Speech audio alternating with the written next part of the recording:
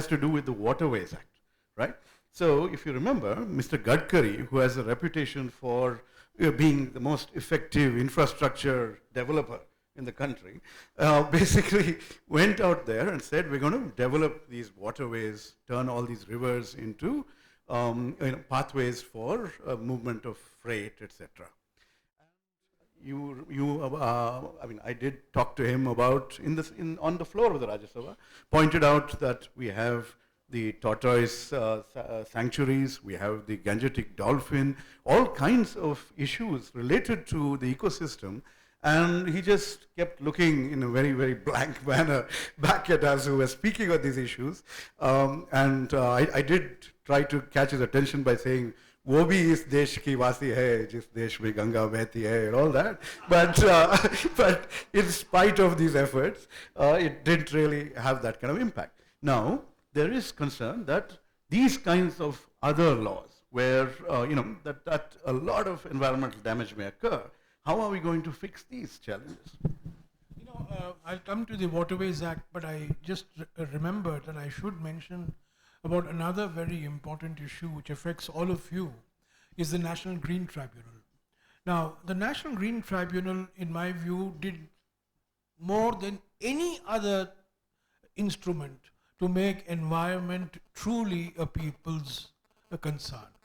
And for the first time, people could go to the National Green Tribunal, and the National Green Tribunal was independent enough, was fiercely independent. Of course, it wrote its own epitaph when they took on Sri Ravi Shankar, but that's a separate issue. But they were fiercely independent, there was concern when the National Green Tribunal was set up in 2010 that it would emerge as a powerful body.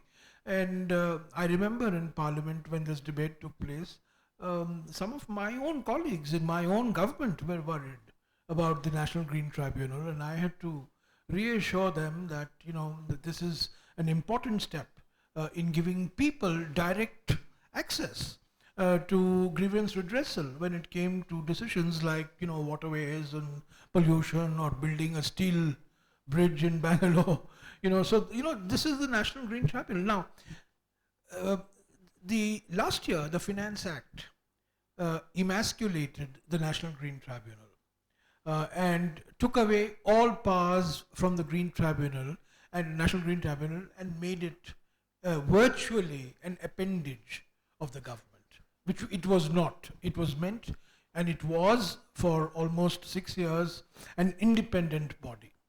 I went to the Supreme Court and I filed a PIL, and I don't know how many of you are aware that the Supreme Court gave a stay on the basis of the petition that I had filed, and the government was asked not to proceed with the decisions that were embedded in the Finance Act on the terms of appointment of the chairman and the members and so on and so forth, which is the first step towards eroding all autonomy.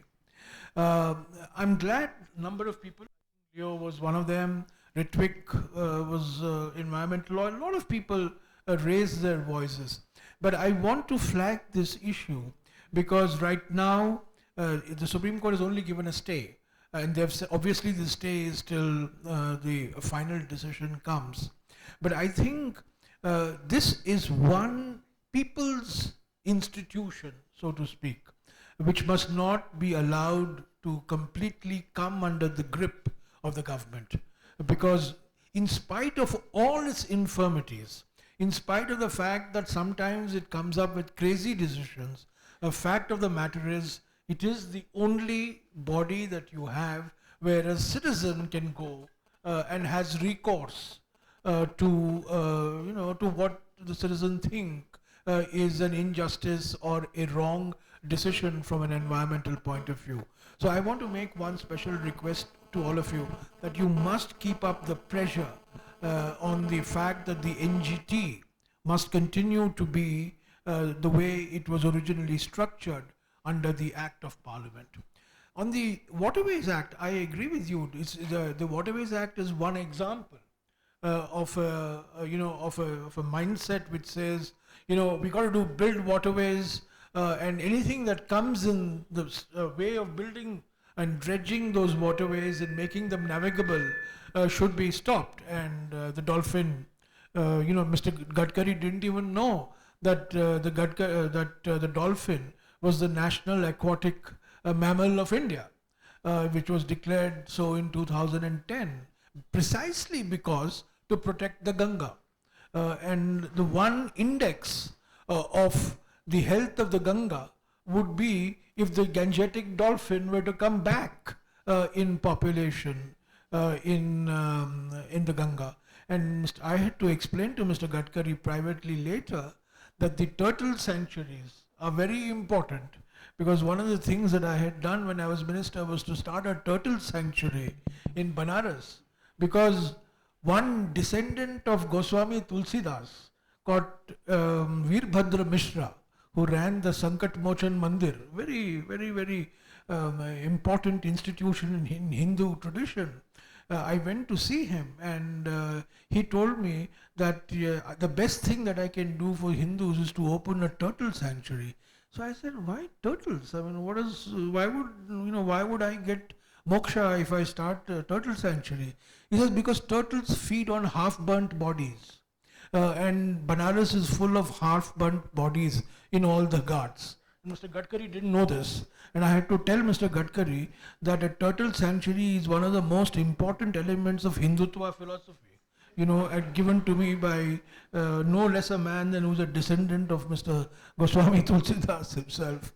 So whether it's the National Highways Act, the same thing is applicable to the National Highways Act. A large number of tiger corridors are now under threat.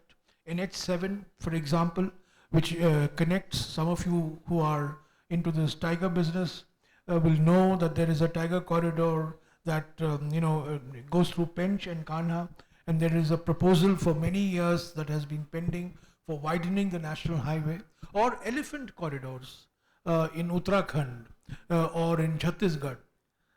All these, they are under enormous threat. Coal mining, Tadoba. Railways in Kodagu. Well, yeah, railway here. I mean, for years we had kept the Hubli-Ankola broad gauge line, under wraps. But I believe I read in the newspaper that it's back, being under discussion. So, I mean, this is all.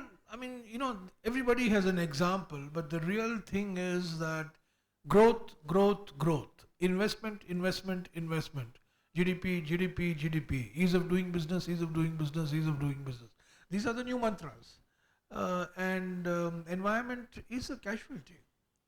It's certainly a casualty. It's not a casualty in terms of rhetoric, but it is a casualty in terms of actual action.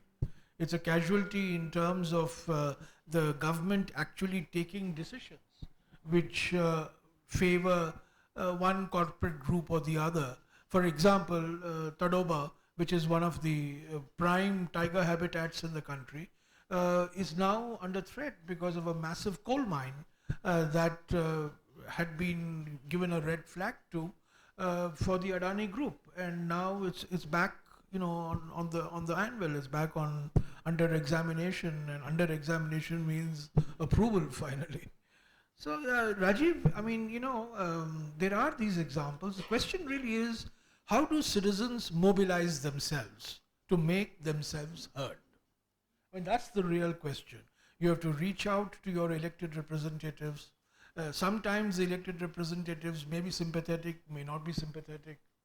Many state governments would like to have projects, visible projects of modernity. River linking, another very big pet hobby horse of this government. River linking. You will find a lot of South Indian states actually supporting the river linking. So in river linking, opposing river linking will be seen as opposing bringing water to drought-prone areas or rain-fed areas. So sometimes the elected representatives may not be sympathetic with your point of view. But I think we need, the NGT certainly is one institution that's there. But more than that, I think we need to create more windows of this engagement. The Standing Committee of Environment and Forests is a very important institution that can play a very vital role in sensitizing government. In fact, on BT mustard, it is the Standing Committee on Environment that gave a dissenting report on genetically modified mustard, which finally put the brakes on its introduction.